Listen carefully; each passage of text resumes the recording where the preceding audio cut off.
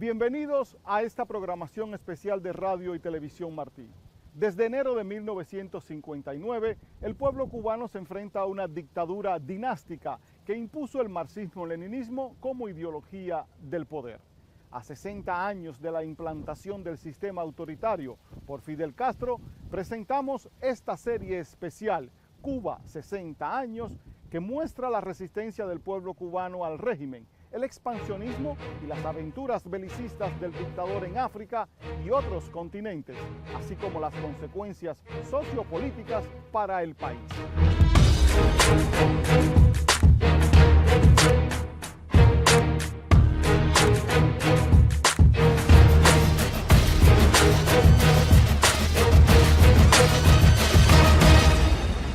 Este programa está dedicado a la primera década del siglo XXI.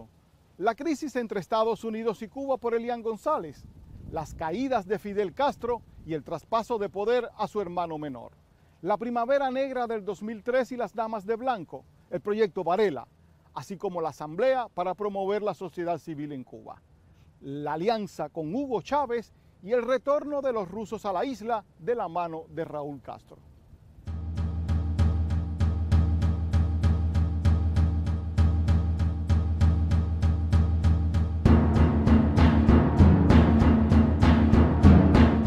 El siglo XXI comienza con el pequeño Elian González en Miami, junto a la familia de su madre Elizabeth Brotons, asistiendo a clases en la escuela Lincoln Martí, a la parada de los Reyes Magos y a la espera de una solución a su estatus migratorio. Fue obviamente un evento histórico en el sentido de que toda la comunidad, y queremos decir la comunidad cubana, pero muchas otras nacionalidades suramericanas y centroamericanas se unieron también, porque el caso es un caso único, un niño que la madre trata de salvarlo del comunismo cubano, viene en camino a los Estados Unidos, el barco se hunde. A inicios del año, el Servicio de Inmigración de Estados Unidos decide que el niño sea devuelto al padre, y en La Habana deciden enviar a las abuelas del niño. El encuentro se realiza en la residencia de la rectora de la Universidad Católica de Berry, la monja Janet O'Loughlin. La hermana O'Loughlin, anfitriona de la reunión, a pedido de la fiscal general Vino, llegó a la conclusión que Elian debía quedarse en Miami. Ella explicó que la atmósfera durante el encuentro era asfixiante. Le dijo a la prensa que el gobierno cubano estaba, de alguna manera, tras bambalinas. Una de las abuelas de Elian le movió la lengua, aparentemente para conseguir que hablara con ellas. También reveló que las abuelas miraron el pene de Elian para ver si había crecido. Nuestra mujer en La Habana, Vicky Huddleston, página 100. At first he was very shy, like he didn't have a tongue. And I said, let me see your tongue. And I pulled the tongue out a bit and bit it. I also opened up the zipper and said, let me see if your part has grown. Eso era un asunto de familia, que lo he visto yo de manera inversa muchas veces y no lo hemos jamás tratado de la misma manera que se trató Elian. Elian vino acá porque su madre lo quería traer a un espacio de libertad y una vida y un propósito distinto, pero también había un tema de familia, y es que si el padre, que estaba aparentemente convencido por el gobierno de Cuba de que hiciera lo que finalmente hizo, estaba pidiendo por él, yo creo que había que tratar de resolver el asunto dentro del marco estrecho de las relaciones de familia y no haber politizado o socializado el tema. El padre del pequeño llega a Estados Unidos a inicios de abril.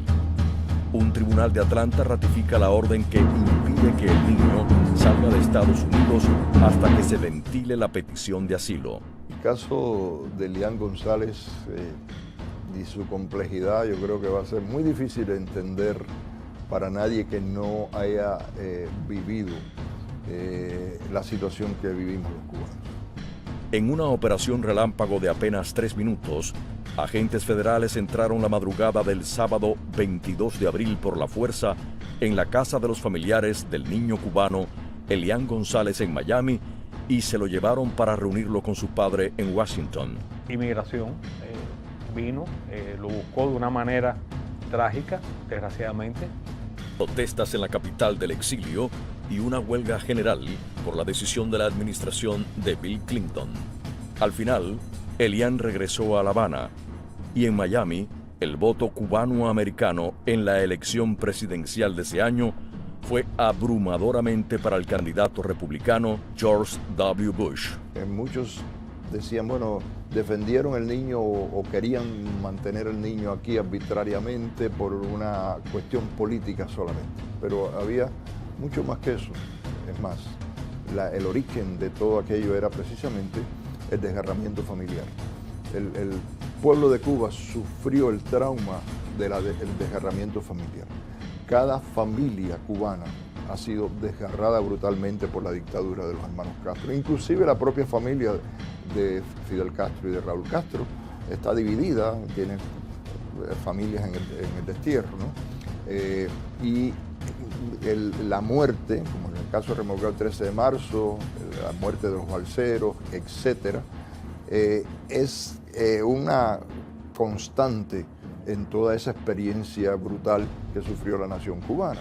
Entonces, cuando llega un niño desvalido como balsero, que se le ha muerto su madre murió por tratar de sacarlo de Cuba, etcétera, hay una serie de sentimientos que nada tienen que ver con política, o muy poco tienen que ver con política, excepto que los causa la política, en el corazón, en el alma de la gente.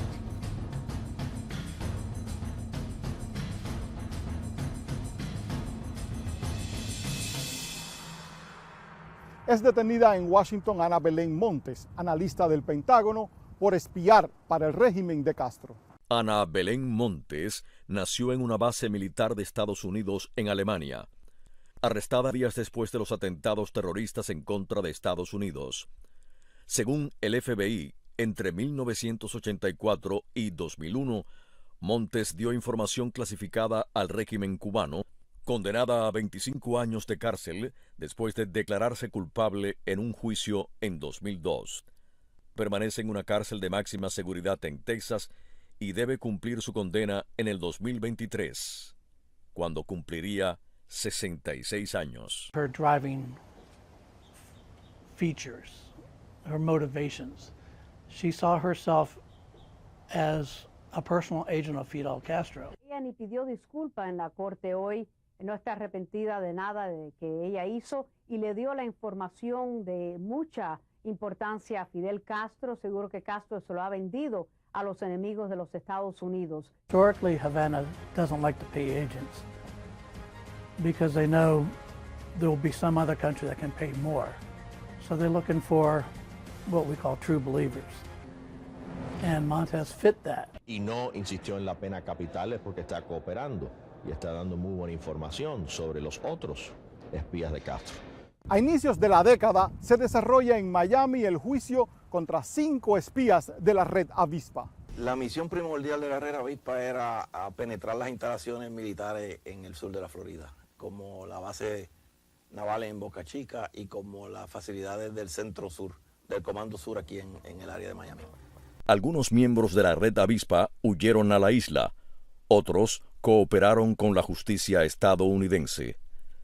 Tras años de investigaciones, comienza en junio del 2000 el juicio a los 5 espías castristas. Le acusaban de conspiración para actuar como agentes extranjeros no registrados. La saga judicial continuó por años y en el 2005 el Tribunal de Apelaciones de Atlanta revoca sentencias y ordena nuevo juicio y continúa el proceso hasta que llega a la Corte Suprema en junio del año 2009, que rechaza la petición de revisión. Las condenas eran desde cadena perpetua hasta 15 o 19 años de cárcel. Pero esos 5 que fueron, que cumplieron condena, yo estuve presente en ese juicio desde el primer día. Tuvieron todo lo que permite la ley. La condena fue una condena de cadena doble perpetua. Para Gerardo Hernández era lo que se merecía por estar involucrado en el asesinato de ciudadanos americanos en espacio aéreo internacional. Y eso fue lo que recibieron. Entonces vino una negociación ilegal y bochornosa como la que llevó a cabo la administración de Obama para liberar a estos espías. They know the U.S. is no threat to them, but with as cash-strapped as the economy is, U.S. secrets are a commodity that can be sold and bartered worldwide. En el caso que nos ocupa del grupo de la Red Avispa, en este país, desafortunadamente en la época que ellas operaban, había una forma de conseguir identificación falsa a medida de buscar los récords de las personas que habían fallecido y a través de una persona que había fallecido, identificarla más o menos en la edad promedio de la persona que iba a asumir la identidad y entonces buscar, por ejemplo, certificado de nacimiento, licencia de conducir, tarjeta de seguro social a nombre de esa persona que ya había fallecido. El gobierno cubano siempre dijo que solamente venía para espiar las organizaciones cubanas que estaban llenas de terroristas, que estaban planeando ataques terroristas dentro de Cuba. Cuando todos vemos la realidad y se comprobó en el juicio que la misión principal era tratar de penetrar las instalaciones militares en los Estados Unidos, causar divisiones dentro de la comunidad cubana y obviamente crear problemas y muy ciertamente lo que acabas de decir, usar todo tipo de métodos para restarle importancia a Radio y Televisión Martí. Una vez más, símbolo de debilidad del gobierno cubano, no de fortaleza. Esta fue una década activa en el FBI contra agentes de Castro. En el 2002, 4 diplomáticos cubanos fueron expulsados de Estados Unidos por actividades no afines a su estatus. El incidente se repetía en el 2003, cuando 14 diplomáticos cubanos fueron expulsados, entre ellos José Anselmo López Pereira, esposo de Josefina Vidal. En el 2006, los profesores de la Universidad Internacional de la Florida, Carlos y Elsa Álvarez, fueron detenidos y más tarde se declararon culpables en relación con un caso de espionaje. En el 2007, Carlos fue condenado a 5 años de prisión y Elsa a 3. El último caso importante surgió en el 2009, cuando agentes federales revelaron que el joven, que en 1978 había sido reclutado como agente durante un viaje a Cuba, se había convertido en uno de los espías que había penetrado los niveles más altos del gobierno federal, llegando a ser analista de inteligencia dentro del Departamento de Estado. Esto es parte del sistema cubano. El sistema cubano depende de no solo esa represión dentro de la isla, sino de vender información, inteligencia, de crear opinión fuera de Cuba, sobre Cuba, y obviamente estos espías, desde Ana Belén Montes, que todos sabemos que tenía una posición muy alta dentro de la inteligencia norteamericana, a los 5 espías, como decía, la Red Avispa. Desde los mismos inicios del siglo XXI, el régimen de Castro es condenado en las Naciones Unidas por violar los derechos humanos. Y empezamos a trabajar, sobre todo con Europa. Italia nos dio un gran respaldo. Se aprueba por 21 votos a favor, 18 en contra y 14 abstenciones. La resolución fue presentada por Polonia y la República Checa. Y entonces después en Naciones Unidas ya llegamos allí, fue la confrontación directa con el gobierno cubano. ¿Qué es lo que nosotros planteamos? Había que atacar al gobierno cubano directamente, frente a frente.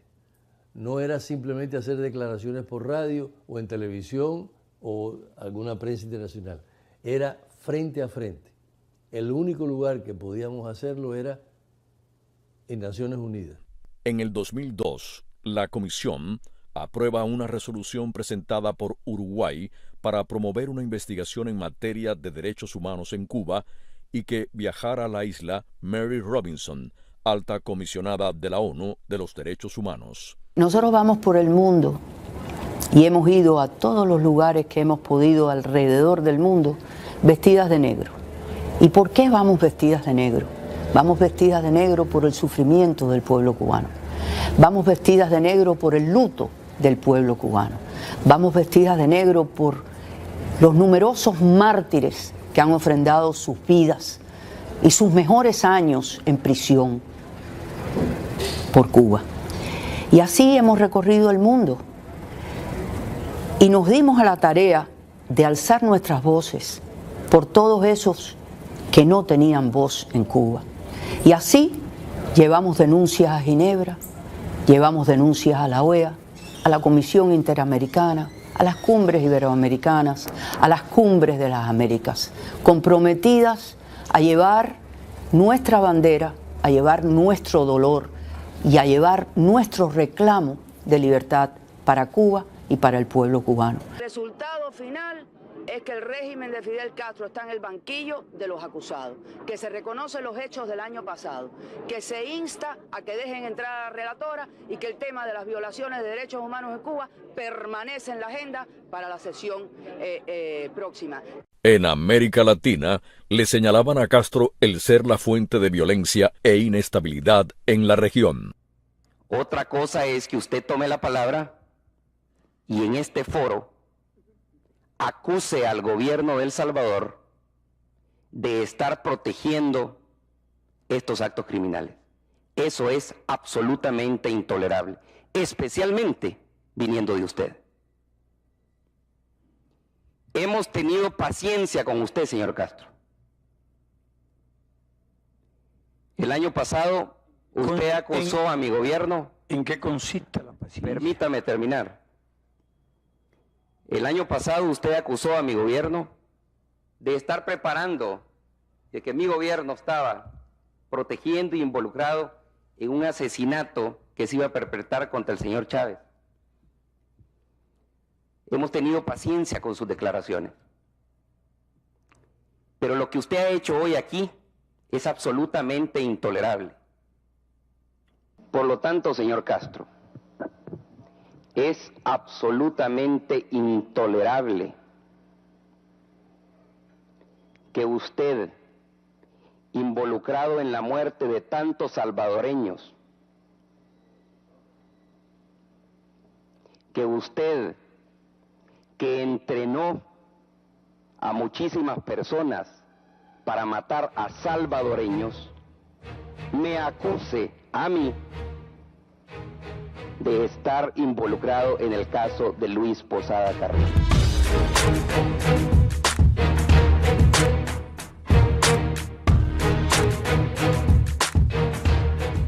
Por 15 minutos cundió el pánico en el Cotorro. Fidel Castro se desmayó ante las cámaras de la televisión tras 2 horas de discurso. Ante 60.000 personas congregadas en el municipio habanero del Cotorro para otro de los actos dedicados a la batalla de ideas, cuando Castro llevaba más de 2 horas hablando, comenzó a dar señales de malestar y a entrecortársele la voz. En los alrededores de la casa. Aguántala rápido. Calma. Calma. En una improvisada mesa redonda ese sábado por la noche, Castro apareció acompañado de su hermano Raúl Castro. Ese fue el primero de sus traspiés en público. 3 años después, en octubre del 2004, se fue de cara al piso en Santa Clara tras terminar un discurso. Se fracturó la rodilla izquierda y sufrió una fisura en el hombro derecho. Sus guardaespaldas solo atinaron a levantarlo del piso. El traspié fue transmitido en directo por la televisión cubana, lo que generó una tensa expectativa en la población y las bromas habituales de los cubanos. De Fidel lo que demostró es su debilidad física y también su empeño en sostenerse como hace cualquier dictador o hombre fuerte que se caracteriza a sí mismo por tal, y la testarudez tremenda por parte de la familia Castro de mantenerse ellos en el poder. Después vendría la conversación con los cubanoamericanos Enrique Santos y Joe Ferrero para el programa El Vacilón de la Mañana de la emisora musical El Sol 95.7 FM. Los dos se burlaron al aire de Castro, a quien hicieron creer que hablaban en nombre de Hugo Chávez. El pueblo cubano, especialmente la juventud, empezó a ver a un Fidel que ya no era el Fidel que ellos pensaban. Carlos Valenciaga, jefe de despacho de Fidel Castro, anunciaba el 31 de julio del 2006 que de manera temporal delegaba sus funciones en el hermano menor, Raúl Castro. Delego con carácter provisional mis funciones como primer secretario del Comité Central del Partido Comunista de Cuba en el segundo secretario, compañero Raúl Castro Ruz. 2. Delego con carácter provisional mis funciones como comandante en jefe de las heroicas Fuerzas Armadas Revolucionarias en el mencionado compañero general de ejército Raúl Castro Ruz. 3. Delego con carácter provisional mis funciones como presidente del Consejo de Estado y del Gobierno de la República de Cuba en el primer vicepresidente compañero Raúl Castro Ruz. No hubo parte médico y la salud de Castro pasó a ser secreto de Estado.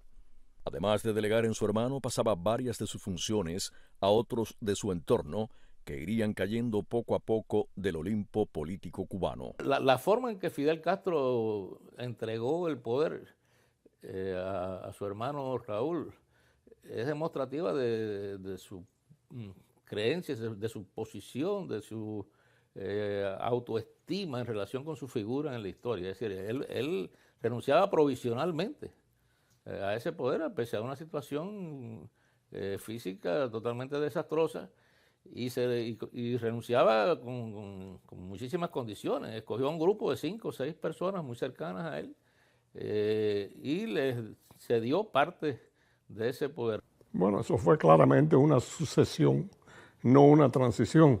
Si definimos como transición un cambio hacia otra cosa. Ya se estaba previendo por muchos años que Raúl vendría al poder una vez que Fidel se enfermara, se estuviera incapacitado o muriera. Y fue una sucesión muy fácil. Fue una sucesión. Digamos, y vamos hasta extenderlo hasta el día de hoy. Tan nefasto como cuando estaba el hermano. Primero porque no tenía ningún mandato realmente y estaba a la merced de un ser que ya estaba totalmente desubicado de la realidad. Así que eso es parte de lo que ha sido Cuba, ¿no? Un barco a la deriva en manos de aquellos que la han utilizado para beneficio personal. 2 años después, en febrero del 2008, tras varias operaciones y esporádicas apariciones en la televisión, haciendo ejercicios o en reuniones con visitantes extranjeros, anunciaba el retiro permanente. Su hermano Raúl asume la presidencia de los consejos de Estado y ministros. Se quedaba escribiendo reflexiones, lo mismo anunciando una nueva guerra mundial que afirmando que el modelo cubano no funcionaba ni en Cuba. Antes de dejar la Casa Blanca, el presidente Bill Clinton firmó la ley que autoriza la venta de alimentos y medicinas a Cuba.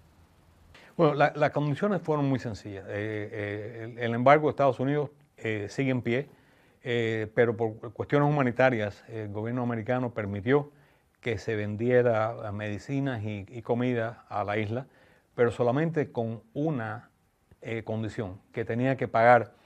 Antes de que los barcos salieran de los puertos americanos, el gobierno cubano tenía que pagar el monto de la cuenta en cash. No podía haber crédito, como fue el caso, y como todavía la ley sigue en vigor de esa forma, tienes que pagar en efectivo para que no viole el acuerdo en que llegó el gobierno americano para permitir las ventas de medicinas y comida al pueblo cubano. La ley, que estaba vinculada al proyecto de asignaciones presupuestarias agrícolas, prohíbe el uso de créditos públicos o privados para financiar las ventas a Cuba. Pero el paso por Cuba del huracán Michelle hizo que La Habana y Washington firmaran un acuerdo comercial, el primero en 40 años, en el marco de la recuperación de la isla tras el azote del huracán. El régimen permitió la entrada de barcos y aviones norteamericanos con alimentos y medicinas. se pagaron $3 millones en efectivo por unas 15.000 toneladas de granos y medicinas. Estados Unidos ofreció ayuda humanitaria a Cuba después del ciclón, pero el régimen la rechazó. Desde la sección de intereses de Estados Unidos en La Habana se brinda información sobre derechos humanos y se recuerdan a los presos políticos. El jefe de la sección de intereses de Estados Unidos en La Habana, James Cason, colocó en los jardines de la misión un adorno navideño donde se veía un gran letrero con el número 75 junto a un Papá Noel y un arbolito de Navidad. La cifra era en alusión a los opositores encarcelados durante la Primavera Negra del 2003. También había invitado a familiares de presos a enterrar en un cofre con deseos de democracia para ser abierto cuando Cuba sea libre y democrática. Enseguida, la Cancillería cubana amenazó con represalias. Parece que el delito es de ser bibliotecario, de querer participar en la batalla de ideas con otras ideas que no son del régimen, de querer pensar diferentemente, querer leer algo que no pueden leer en el país, querer discutir cosas con personas con sus propios criterios, querer visitar la casa de un representante de un país que está allá para hablar con ellos. En el 2006, cuando instalan en la sección de intereses de Estados Unidos una pizarra para poner noticias, artículos de la Declaración Universal de los Derechos Humanos, palabras de eminentes personalidades como Martin Luther King, Gandhi o John F. Kennedy, el régimen levanta 130 astas a distintas alturas con banderas negras para tapar los mensajes. Y José Saramago dijo que no seguía con el régimen tras el fusilamiento de 3 cubanos que intentaron salir del país. Hasta aquí he llegado. Desde ahora en adelante, Cuba seguirá su camino. Yo me quedo. Y la solidaridad con la oposición cubana venía también desde Europa del Este. Pude conseguir que viniera el presidente Václav Havel a Miami con la ayuda de otras organizaciones y otras personalidades de aquí. Lo recibimos, un grupo grande de presos políticos. Teníamos aquí en la solapa el número de años que habíamos estado en prisión. Yo tenía 16, porque estuve aproximadamente 16 años preso político, porque no acepté el plan de reeducación. Entonces, cuando yo lo fui a conocer, que yo le fui a dar la mano, mejor dicho, cuando llegó con su escolta allí al Hotel Biltmore en Coral Gables, me dijo, yo me siento apenado de usted. Yo fui preso político cuando estaba luchando en Checoslovaquia, pero estuve nada más que alrededor de 7 años y veo que usted estuvo 16. Entonces yo le dije, señor presidente, yo hubiera querido estar un solo día preso o ningún día preso. Así que no se apene por nada, en lo absoluto. Sus 7 años pues han sido mucho más productivos que los 16 míos, porque mire, ya usted llegó a presidente y sacó a los comunistas de Checoslovaquia.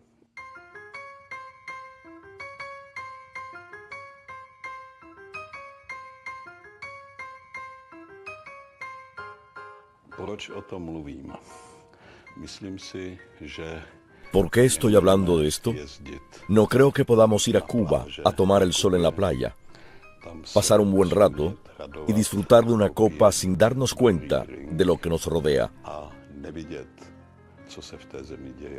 En ese país hay informantes que se espera, como nosotros en la década de 1950, que informen sobre otras personas, miembros de consejos de administración, comités de calle, familias en las que los maridos tenían miedo de hablar delante de sus esposas o esposas que temían hablar delante de sus maridos.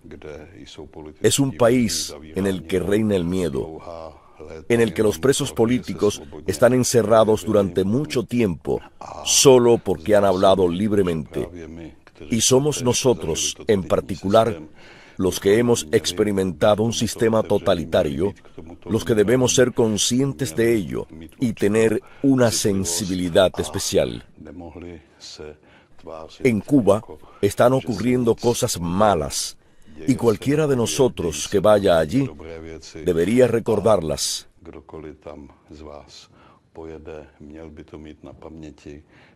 Y no fingir que no sabemos en qué país estamos.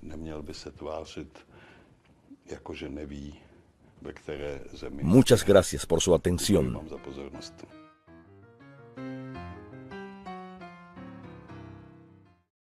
En La Habana se reúnen los opositores en Río Verde para realizar la asamblea para promover la sociedad civil.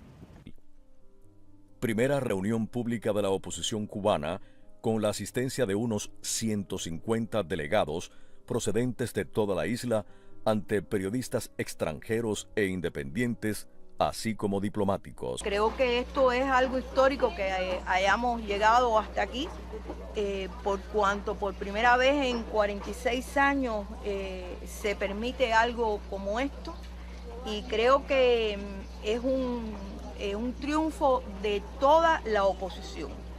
Se realizó en el Río Verde, una barriada rural en las afueras de La Habana. Durante 2 días se analizaron 14 documentos sobre los presos políticos, la situación económica del país, la salud pública, relaciones internacionales, etc. Estuvieron presentes los embajadores de Polonia, República Checa y el jefe de la sección de intereses de Estados Unidos, James Kayson. El presidente George W. Bush envió un mensaje grabado que se difundió en el evento y recibía en esos momentos en la Casa Blanca a cubanos exiliados y opositores. Esta semana, más de 360 grupos de la oposición y de la sociedad civil planean reunirse en la histórica asamblea para promover la sociedad civil en Cuba. Aquellos que participan en este evento y sus familias corren grandes riesgos. Tengo el siguiente mensaje para los que se congregan hoy para protestar por la represión en Cuba. Durante su lucha por la libertad de su país, el pueblo de los Estados Unidos está de su lado. En toda Cuba, muchos de ustedes toman la decisión de salir de la sombra de la represión. Felicitamos a aquellos de ustedes, como las damas de blanco, que se esfuerzan por generar conciencia sobre sus seres queridos que han sido encarcelados injustamente. Celebramos a los cubanos desinteresados, como Oscar Elías Bisset y Marta Beatriz Roque, que buscan la libertad de su patria. Estamos viendo con Marta Beatriz y con Bonet y con Gómez Manzano y con Bisset y con Antúnez, estamos viendo toda la nueva generación de líderes que van a ser electos. Entonces, por eso, la recomendación que hay que hacerle a la comunidad internacional es que se vayan poniendo bien con esos líderes. El expresidente Jimmy Carter llega a La Habana en mayo del 2002. La visita dura 5 días. Su audacia, su valentía, su transparencia, creemos que abre una nueva esperanza para nuestro pueblo, que también ratificamos que la solución del problema cubano corresponde a nosotros los cubanos. Bueno, yo pienso que después de la visita de Carter todo debe cambiar en forma positiva para nosotros. Pero bueno, el gobierno nunca se sabe cómo va a actuar. Puede ser que nos permita seguir en el espacio que hemos logrado hasta ahora, o puede que lo cierre completamente y volvamos nuevamente a prisión. En la isla, Carter se reunió con opositores y disidentes. En el aula magna de la Universidad de La Habana, el exgobernador de Georgia criticaba con dureza el sistema socialista cubano y pedía abiertamente democracia, libertad de expresión y espacio para el movimiento opositor. Pidió además que permitieran el viaje de un relator de la ONU a Cuba y que la Cruz Roja visite las prisiones de la isla. Las palabras y debate posterior que sostuvo con un grupo de estudiantes en torno al denominado Proyecto Varela fueron difundidas en directo por la televisión, causando el estupor de no pocos cubanos. Carter dijo tener la esperanza de que el Congreso de Estados Unidos levantara el embargo. Cientos de agentes del régimen por todo el país iniciaron en la madrugada del 18 de marzo del 2003 los arrestos de 75 opositores. Era la Primavera Negra de Cuba. La Primavera Negra no fue más que un acto de desespero del régimen por tratar de acallar las voces que más lideraban ciertos puntos de la geografía cubana, lo que es la resistencia interna. Y también los que escribimos de cierta forma lo que a ellos les molesta, la realidad. Tenía un momento coyuntural un poco difícil también el castrismo. Llega el señor Keyson, nos recibe a 16 de nosotros en su residencia. Realmente fue muy osado, muy valiente. Y efectivamente fue a mi casa Guantánamo, donde yo vivo, y a varios lugares más recorrió la isla. Eso le preocupaba mucho al régimen. Yo creo que ellos decidieron de que ya no podían seguir permitiendo una oposición porque en poco tiempo iba a ser incontrolable. Para ellos lo más importante no es el bienestar del pueblo de Cuba, lo importante es mantener el control político. En primer lugar, en aquella época ahí en Cuba había una pujante sociedad civil. Estábamos ocupando muchos espacios que el gobierno cubano anteriormente no dejaba que nadie lo ocupara. Nosotros, dentro del periodismo independiente, habíamos editado ya la revista de Cuba, que se editó en La Habana, en la Sociedad de Periodistas Manuel Márquez Sterling, y yo ya en Camagüey había editado, había hecho pruebas de impresión de la revista Luz Cubanas. También había muchos espacios de bibliotecas independientes y había una red de organizaciones civilistas entrelazadas entre todas, buscando espacios de divulgación público y de resistencia civil no violenta. Esto evidentemente provocó que el gobierno intentara cortar de raíz el tema del referendo y llevar a cabo la Primavera Negra para únicamente aterrorizar a todos los cubanos. Oficiales de la seguridad estaban ahí en la casa registrando a la misma vez todo, buscando literatura, buscando todas las pruebas que según ellos eran las que acusaban a Pablo de ser, de trabajar y de hacer por lo que le acusan, por la ley 88. Aquí durante ese saqueo no encontraron armas de ningún tipo, no encontraron cuchillas, no encontraron nada que pudiera justificar este hecho vandálico, ¿no? Este hecho político vandálico, ¿no? Organizado por el gobierno cubano. Solamente encontraron libros, ideas mías reflejadas en papeles, en ese minucioso requisa, registro. ¿De qué me están acusando ustedes a mí? Si yo estoy legal. Yo no tengo nada oculto, yo no conspiro contra el gobierno, yo no pongo una bomba, yo no levanto un fusil. Mi lucha es en el orden de las ideas, en el orden de los derechos humanos, denunciar las violaciones que se cometen, por qué el gobierno las ampara, por qué el gobierno las permite, por qué el gobierno no se desliga. Les decía yo ahí. La impresión más clara que tengo de ese día, de los arrestos, cuando ya estaban los militares, aquellos metidos dentro de la casa, registrándolo todo, fue que esas personas no tenían la menor idea de quiénes éramos nosotros. Eran personas previamente envenenadas para venir a hacer aquel registro y aquel interrogatorio.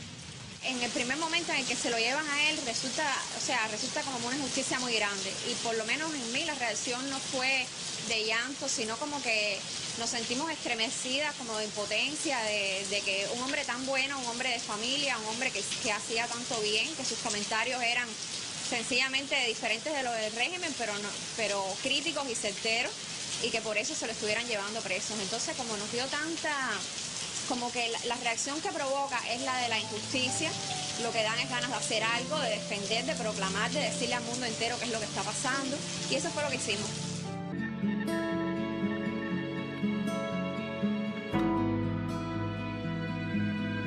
Ahora estoy muy contenta de que mi papá esté aquí con nosotros, me siento muy orgullosa de él, es un héroe para mí.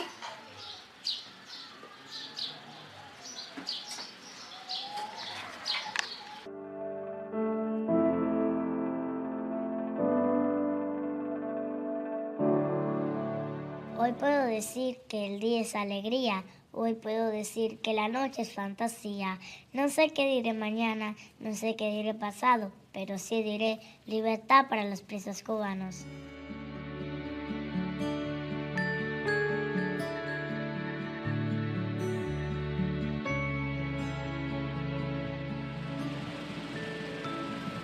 Un orgullo de mi parte.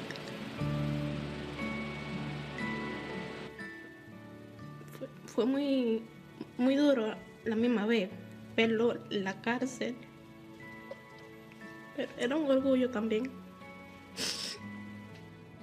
La lucha, ni la prisión mía, ni la separación de nosotros ha sido en vano, porque ya ese día está llegando. El 18 de marzo de 2003, en horas de la madrugada, comenzaron los allanamientos de viviendas y los arrestos a opositores cubanos, periodistas independientes, sindicalistas y disidentes. Fueron arrestados 75 opositores. Comenzaron el registro sobre las 4 o 5 de la tarde, terminaron a las 11 de la noche. A las 11 de la noche me fueron a esposar. Recuerdo que el jefe del operativo le dije: mire, por favor, le ruego, para no dar un espectáculo triste, que no me ponga las esposas delante de mi hijo. Yo no soy un terrorista, yo no soy nada de eso, para que usted me espose delante de mi hijo. Y bajamos, montaron en un Lada y Villamarista completo. Villamarista estuvimos hasta el 20 y tanto de abril, 23 de abril. El juicio fue sumario y rápido. Semanas después, se desarrollaron los procesos judiciales sumarios. Las sentencias de la Fiscalía eran horrendas. A 7 de los opositores les pedían la pena de muerte. Las condenas fueron entre 6 y 30 años de cárcel. No se le cogió ninguna granada, no se le cogió ninguna propaganda subversiva. No, lo que escribía era un periodismo alternativo a los del Estado. Más nada, su único crimen ha sido escribir, más nada.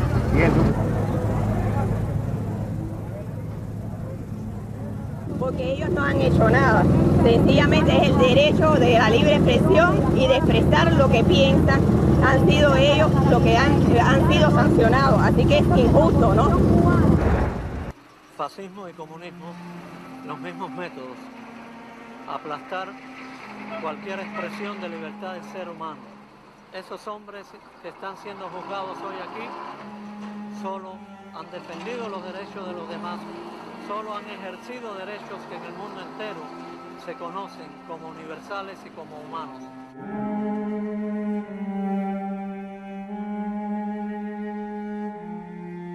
El color blanco, en primer lugar, era el símbolo de nuestras intenciones pacíficas y limpias. Las madres, esposas, hijas, hermanas de los detenidos en la Primavera Negra se unen para exigir el respeto a sus derechos y libertad. Antes de que las damas de blanco empezaran a asistir a la iglesia de Santa Rita, que se convirtió en un ícono de las damas de blanco, ahí a esa iglesia iba otro grupo de mujeres anteriores, mujeres de otros presos políticos anteriores a los de la Primavera Negra, y se vestían de blanco en el verano y de negro en el invierno. Nosotros adoptamos el blanco y nos quedamos con el blanco durante todo el año. Nosotras con nuestros propios medios estamos haciendo la de nosotros, porque ellos son inocentes, solamente han pensado diferente al régimen gubernamental y eso no da derecho a que les pongan 20, 25, 28 años de condena. Es enterrar vivos a esos hombres y no lo vamos a permitir.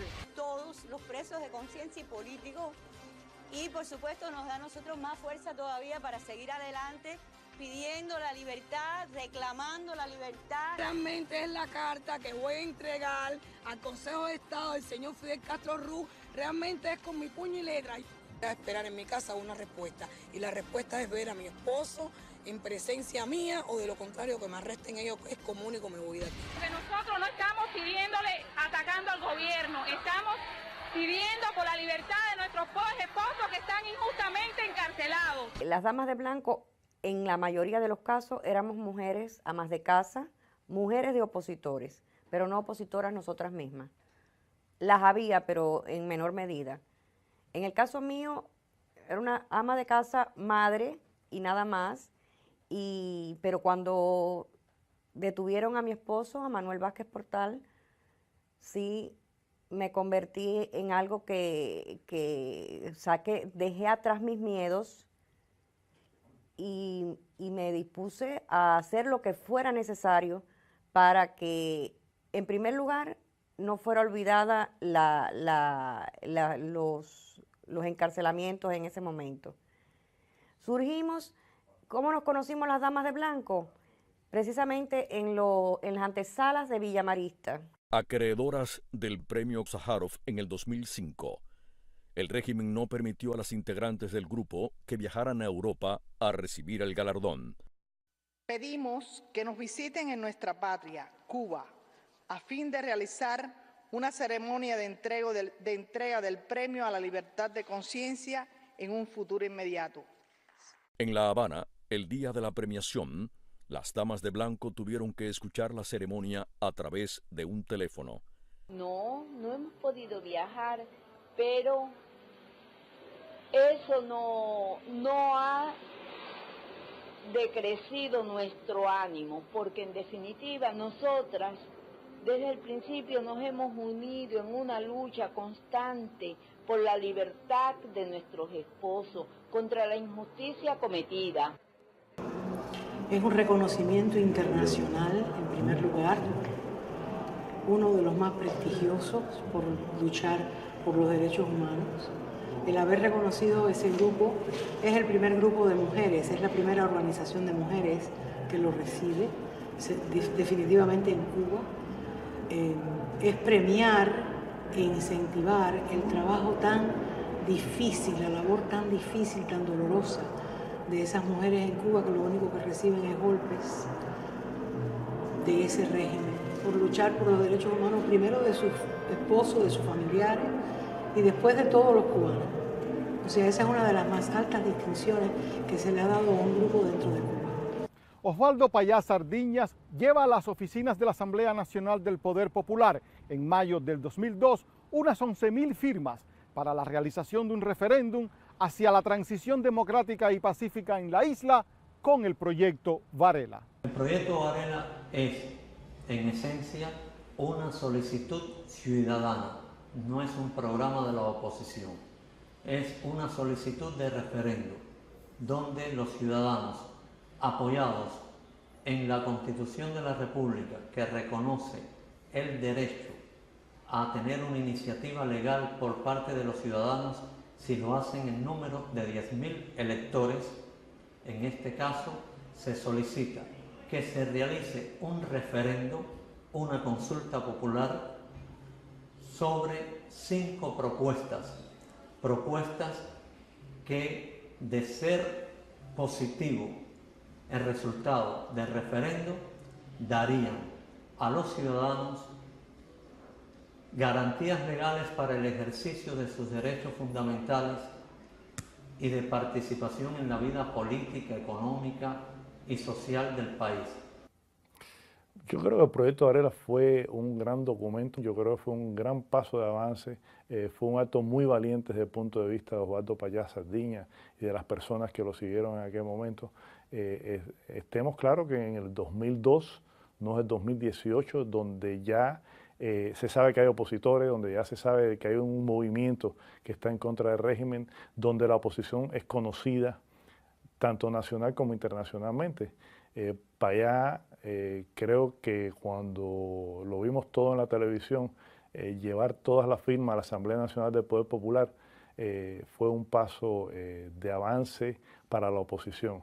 El proyecto Varela yo creo que significó también el comienzo de un proceso de organización y de estructuración de la oposición interna. Y realmente el proyecto Varela fue un proyecto que aglutinó muchas cabezas. Yo considero que ha sido un triunfo del exilio, un triunfo de los opositores, haber logrado ese estado de opinión que existía en Cuba en aquel momento.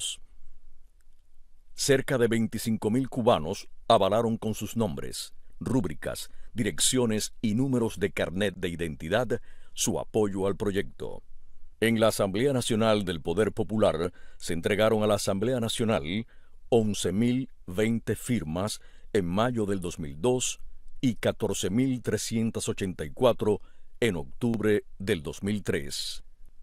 Payá fue el primer disidente cubano en recibir en el año 2002 el Premio Sájarov del Parlamento Europeo a los Derechos Humanos y la Libertad de Pensamiento en reconocimiento a su trabajo a favor del tránsito a la democracia en Cuba. Un solo pueblo tenemos la voluntad y las capacidades para construir una sociedad democrática, justa y libre, sin odios ni revancha, y como lo soñó José Martí, con todos y para el bien de todos. Llegue desde Cuba nuestro mensaje de paz y solidaridad a todos los pueblos. Fue nominado al Premio Nobel en el 2003. En esta década, la prensa independiente se afianza como un factor importante y necesario en la sociedad civil. Para el 2000 ya la integraban reconocidos periodistas, muchos provenientes de los medios oficiales como Raúl Rivero, Ana Luisa López Baeza, Tania Quintero, Manuel Vázquez Portal, Marvin Hernández Monzón, Ricardo González Alfonso, Víctor Rolando Arroyo. Los informadores se aglutinaban en gremios como Habana Press, Buró de Prensa Independiente, Cuba Press, Oriente Press y la Agencia de Prensa Independiente.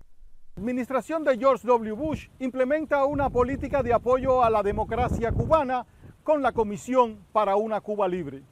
El presidente George W. Bush crea en el 2003 la Comisión para la Asistencia a una Cuba Libre. El presidente tuvo la visión de armar un equipo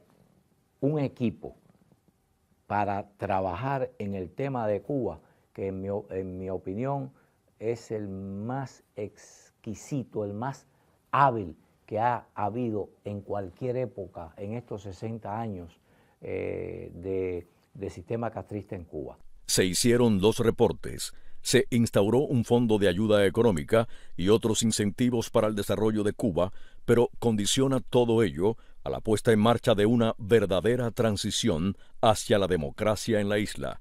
Fue formidable porque estableció marcos de referencia, parámetros para la política de Estados Unidos en relación al régimen de La Habana. Y específicamente el embargo. Como coordinador fue nombrado Khaled McCurry.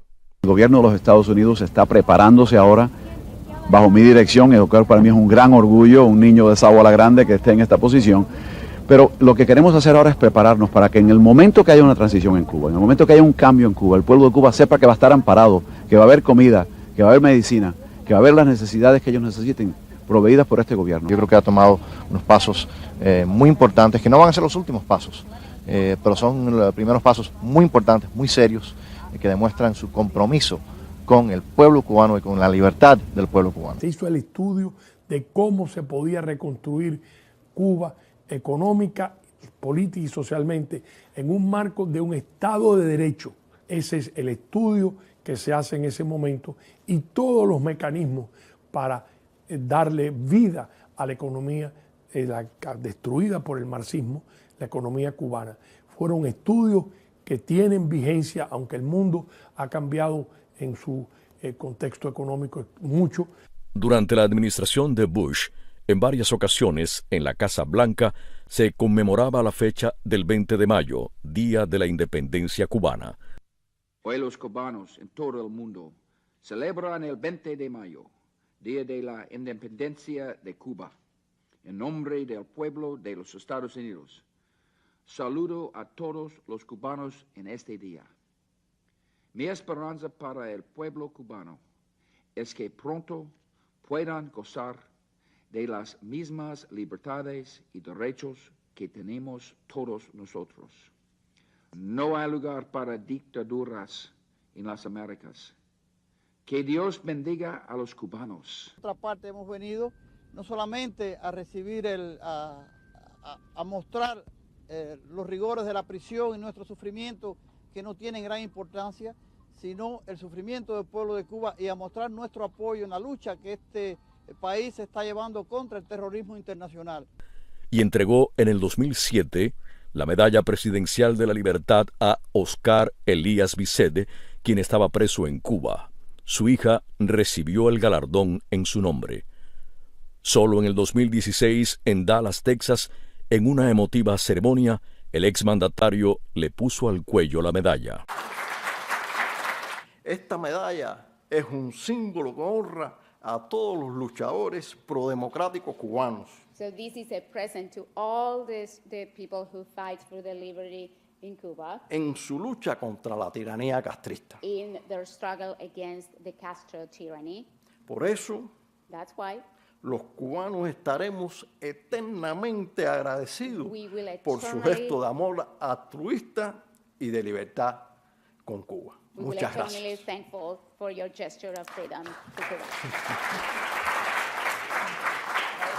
Las relaciones entre Estados Unidos y Cuba cambiarían con la llegada de Barack Obama a la Casa Blanca. Ya en el 2009, y con la administración de Barack Obama, se levantan las restricciones a los viajes de familiares y los envíos de remesas a Cuba.